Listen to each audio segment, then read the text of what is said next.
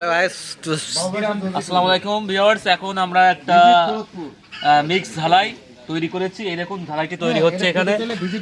এখানে আমাদের বাবু ভাই, তিনি অর্গানাইজার। বাবু ভাই, তুমি একটু কি কি উপকরণ আছে একটু বললে দিন বাবু ভাই।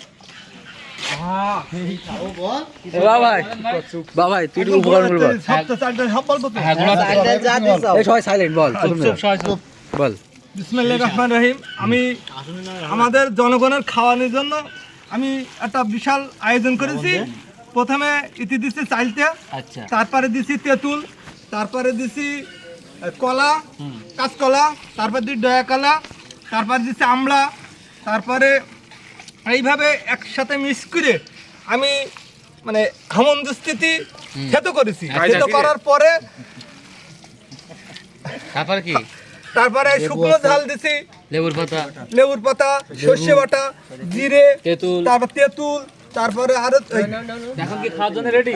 আমরা কি খাবো? আমরা কি খাবো? ঠিকভাবে হয়ে থাকে বলো, নাই আবার একটু লবণ দাও। দেখো আমরা একটু খেয়ে দেখি। সবাই একটু টেস্ট করে লবণ দাও কি জিনিস বানাইছিস বাবু? ওরে হেভি লাগছে, লবণ দেয়া লাগবে না।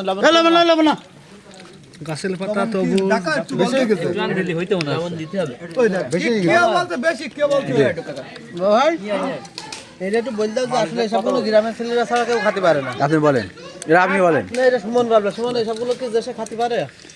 কখনো সম্ভব না। আপনি ক্যামেরা দিক তাকিয়ে গ্রামের বিশুদ্ধ এবং টাটকা ফল গাছে পেড়ে আনা। টাটকা ফলমূল দিয়ে জিনিসটা তৈরি, এটা দেশে বানাতে পারবে না। এটা হলো অর্গানিক ভাবে খাচ্ছেন। এই যে গাছ থেকে আমরা পেরেছি, এটা তো তোমরা কিনে খাবা, ওটা তো কেমিক্যাল মারা থাকতে পারে। এখানে কেমিক্যাল নেই, পিওর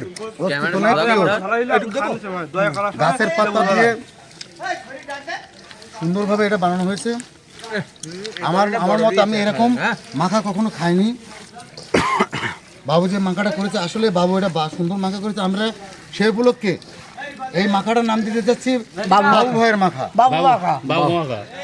তাহলে আমরা এখন কি খাচ্ছি? বাবু মাখা। মামি কহে